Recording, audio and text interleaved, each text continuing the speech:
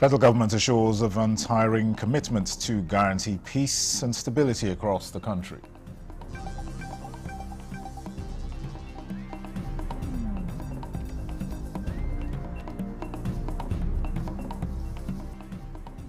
President Tinubu seeks National Assembly approval for 1.15 trillion naira borrowing to close unfunded gaps in 2025 budget deficit.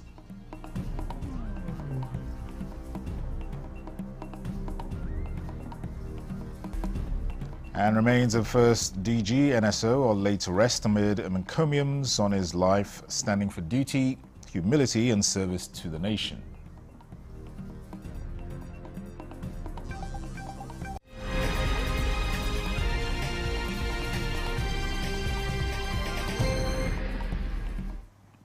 Hello and welcome to the news at 11 on NTA News24. We're live in Abuja. I am Dennis Adegunloye. The federal government says the task of keeping Nigeria safe for every citizen is non-negotiable owing to its untiring commitment to faithfully guarantee peace and stability across every corner of the country. Minister of Information and National Orientation Mohammed Idris was speaking during a World Press Conference on Nigeria's designation as a country of particular concern by U.S. President Donald Trump. Abubakar Kwanga reports. Nigeria has said it will welcome assistance from the United States in fighting armed groups as long as its territorial integrity is respected.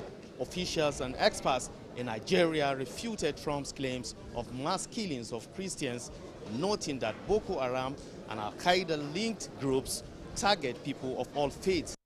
Nigeria and the United States are two giants on the global stage that share common economic, political and social influence spanning many decades with growing partnership in energy and defense. Today, these narratives are threatened following the designation of Nigeria as a nation of particular concern by the U.S. President Donald Trump on the alleged persecution of Christians. Now, the federal government said the claims are untrue and do not reflect on the security reality on ground, as the government is committed to securing every part of the country.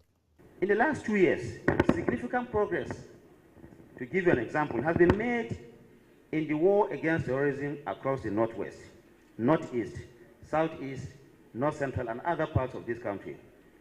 Within this period, the number of terrorism-related attacks has plummeted. In March, a report, and I want you to listen to this, in March this year, a report by the Global Terrorism Index indicated that terrorist attacks were at their lowest in over a decade in Nigeria. The Nigerian government did not say this. It is also the international community represented by the Global Terrorism Index that has given out this information. The minister explained that several arrests of bandits, terrorist kingpins, sponsors and informants are being made on a daily basis, with the rescue of tens and hundreds of victims from their enclaves. Less than 2 months ago, two internationally acclaimed terrorism suspects, Mahmoud Muhammad Usman and one Abubakar Abba, who are wanted not just by Nigeria, they are wanted by the international community, including the United States, are currently undergoing prosecution after their arrest by a great coordination by our security agencies and the armed forces. The two are believed to be the leaders of Jama'atu Ansar Muslimina fi Bidali Sudan, commonly known as Ansaru. It is Nigeria's Al-Qaeda affiliate.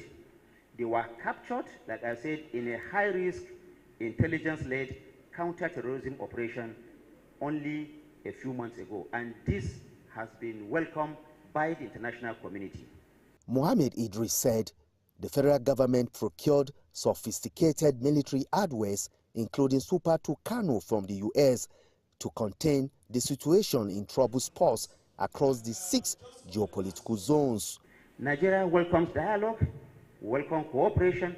We also welcome support from foreign nations, including the United States of America, in addressing our shared security concerns. We warmly invite all our partners, both domestic and international, to join us in this noble endeavor, anchored on trust, on collaboration, and also based on mutual respect. The minister assured that the federal government will explore all diplomatic channels to remedy the wrong impression and continue to promote fundamental human rights, dignity to life, and freedom of speech, which are universally recognized tenets of democracy. In Abuja, Abubakar Akwanga, NTA News.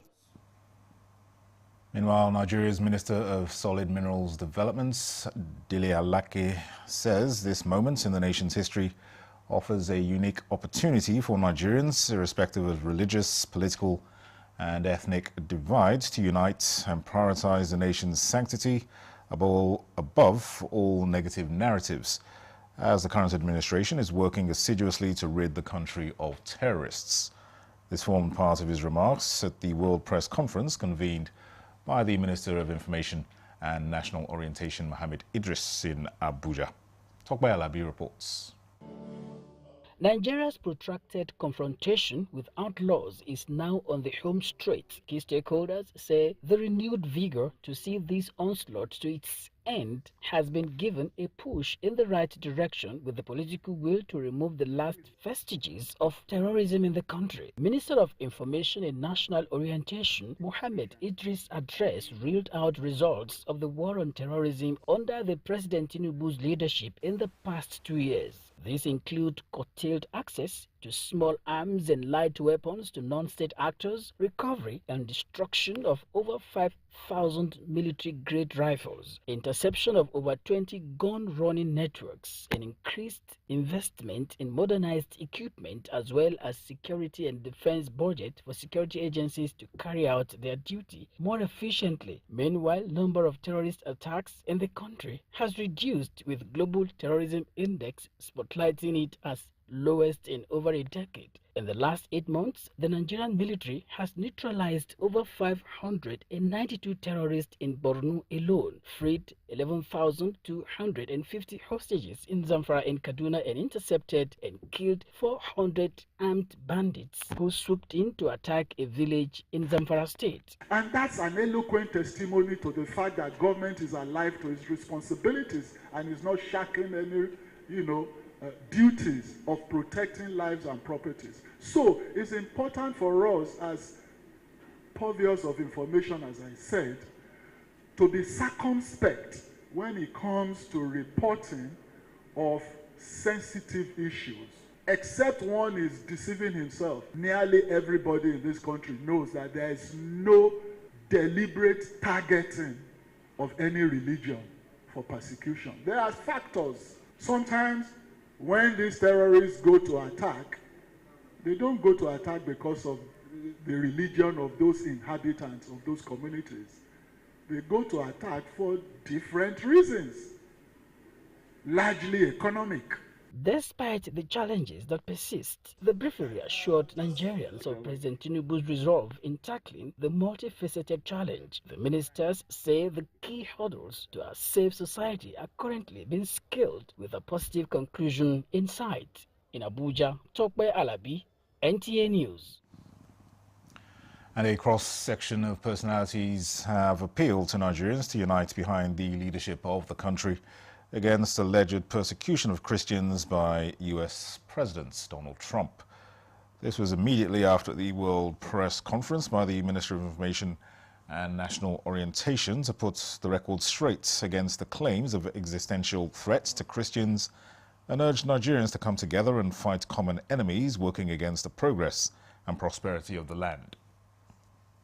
Reality of our country, because this country belongs to us, and we know for sure there is no deliberate persecution or otherwise of any religion in this country. That is the truth, that is reality. Let us live the reality of our country and support our president. Any attempt to pretend to lie about an existence of a threat that is not real, but based on a perception that is faulty, I think it's something we should avoid.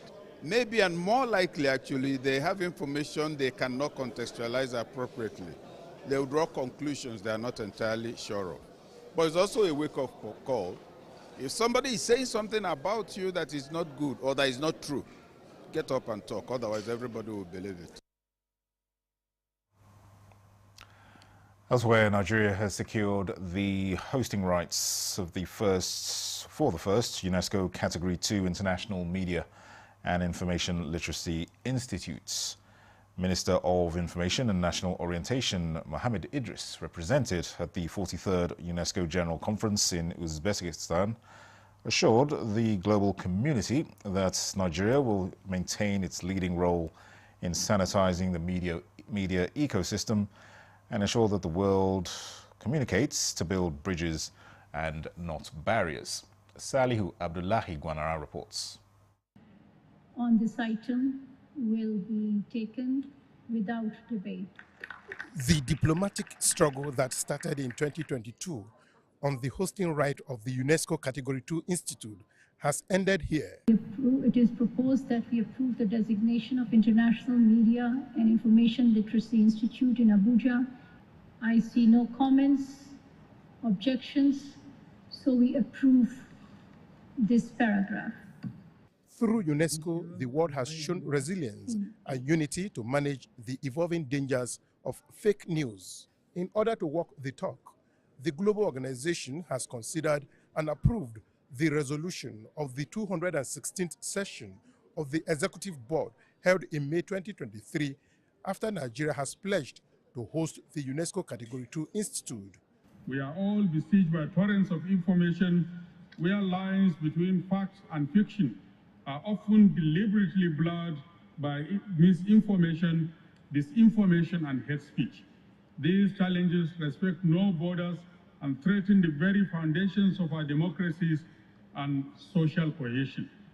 The International Media and Information Literacy Institute has therefore been designed to serve as an international observatory for media and information literacy, a hub for research, policy dialogue, and capacity building. Most importantly, what do we do? The next step. How are we going to judiciously guide, protect, and maintain this institute, not just for the benefit of Nigeria, but also the worldwide, because this is an international institute, the first of its kind to be established. And for the UNESCO to have this kind of confidence to locate this institution in Nigeria is a step forward in at least presenting Nigeria in good light. Our own side will try as much as possible. I will give the process a legislative backing to ensure that everything that needed to be done, done with the light of speed. And we're going to engage Nigerians to work in the institute. Number two, international community will be flying into Nigeria. Members of the international will be flying into Nigeria. They'll be hosted in Nigeria.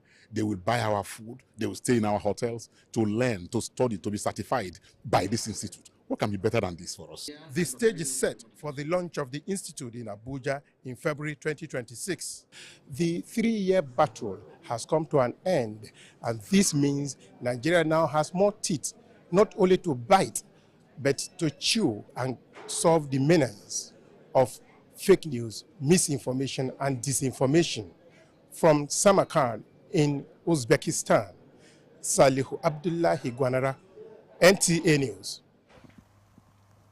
Here's the news on NTA News24. Join us for more reports after this break. Stay with us. Baffy Furniture's legendary final sale of the year is here.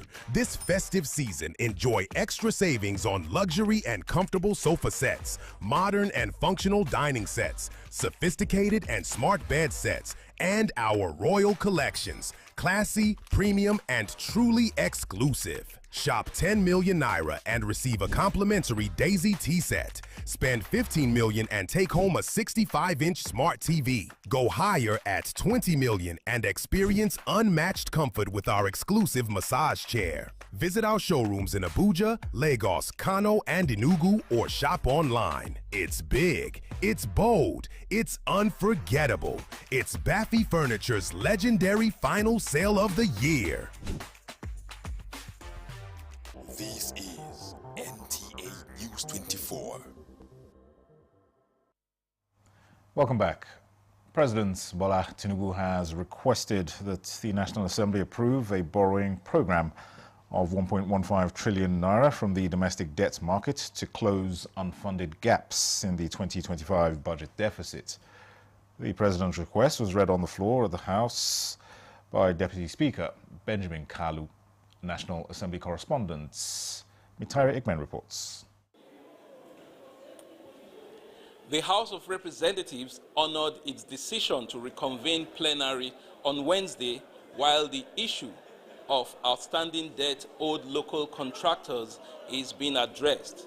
Lawmakers were, however, in closed-door deliberations over the issue for more than 2 hours.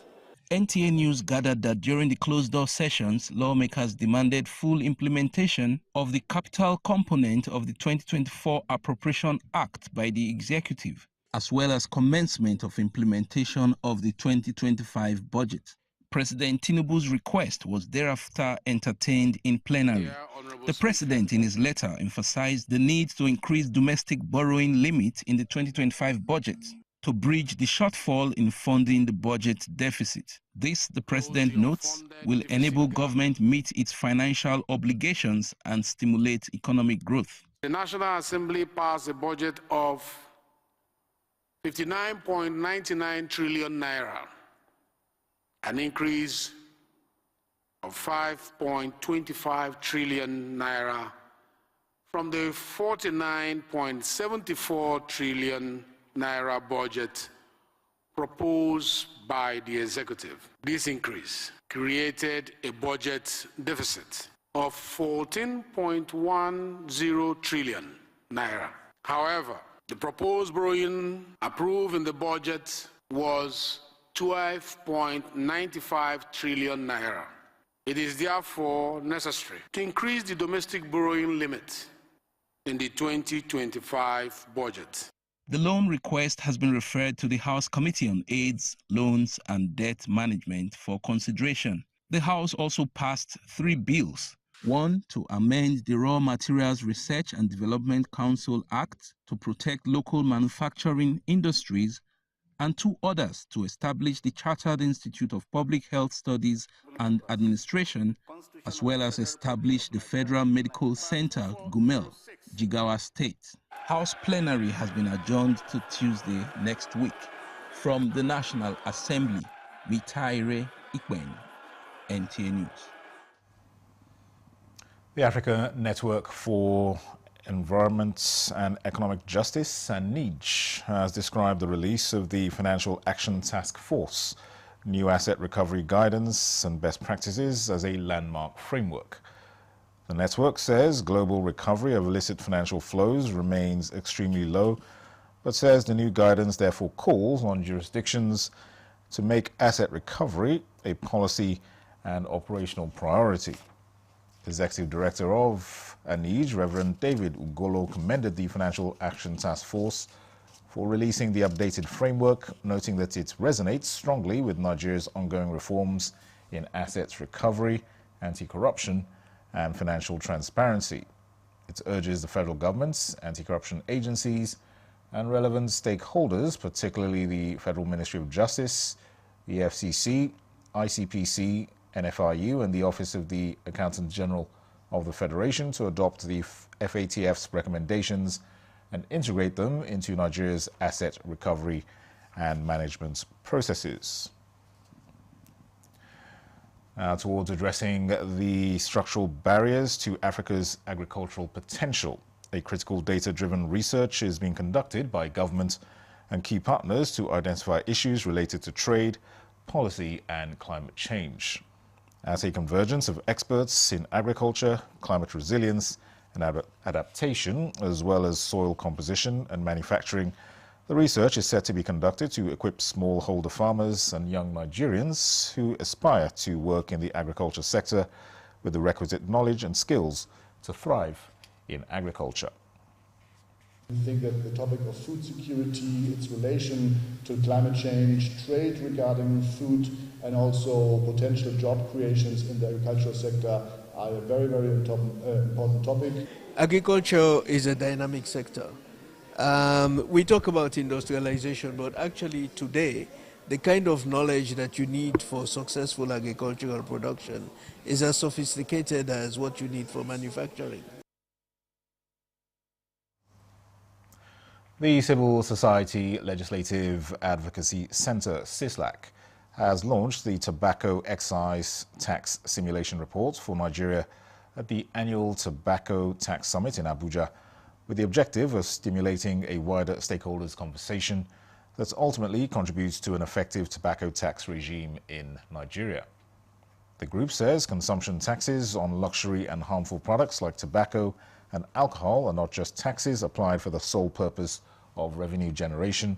Rather, these taxes are applied to discourage consumption, thereby safeguarding the health of citizens.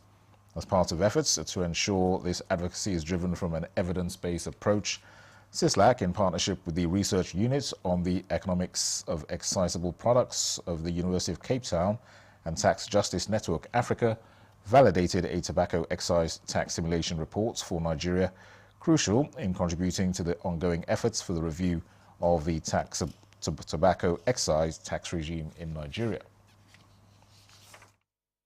And I'm happy that the Nigerian Custom, the Ministry of Finance, the Federal Revenue, we are all working together to ensure that we save lives. The Ministry of Finance recognizes tobacco taxation as a strategic policy, one that aligns with our national objectives. We commend CISLAC and all the partners for convening this important platform for tobacco tax reform across the continent and not only Nigeria. In Article 6 of the WHO Framework Convention on Tobacco Control, because price and tax is a very useful strategy. According to the World Health Organization, the tobacco epidemic is one of the world's biggest public health threats, responsible for over 7 million deaths annually, as well as the disability and long-term suffering from tobacco-related diseases. This summit is to further catalyze efforts for a comprehensive and effective tobacco tax regime in Nigeria.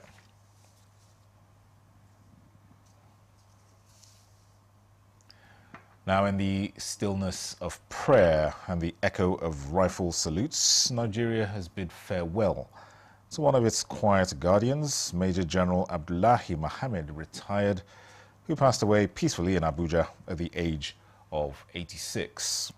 From the barracks to the presidency, his life stood for duty, humility and service to the nation.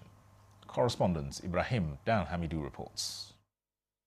Born in 1939 in Ilorin, Kwara State, Major General Abdullahi Mohammed's life mirrored the evolution of Nigeria itself: service, sacrifice, and statecraft.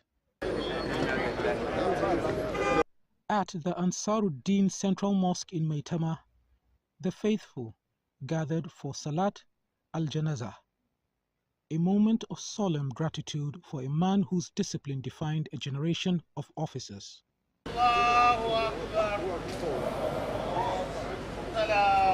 He's a great man, highly professional when he was in service, and we all love him. Almighty Allah loves him best, and we pray Almighty Allah to grant him Al-Jannatul Firdaus. From the mosque to the National Military Cemetery, the nation stood still as generals, governors, senators, and family paid their last respects.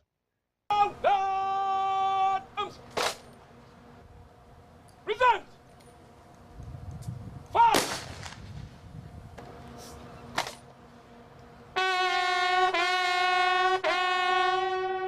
In a ritual reserved for heroes, the rifles cracked the air and the bugles sounded farewell, the army's final salute to one of its own. Inna lillahi wa inna ilayhi rajiun. From God we come and to him shall we return. This is indeed a monumental loss for Nigeria and for all of us that have worked with General Muhammad. A very nice person. In fact, you can never say, maybe if you don't know him, you will not see him a general. He was so simple, down to earth.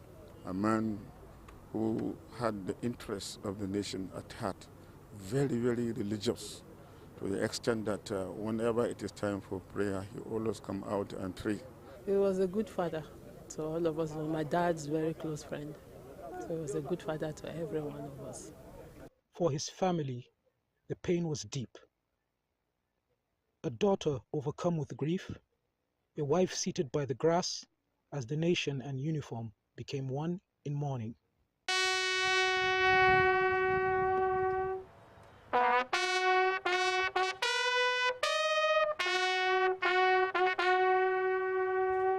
From the parade ground to the presidency, Major General Abdullahi Muhammad served with tact, humility, and unbroken faith in Nigeria.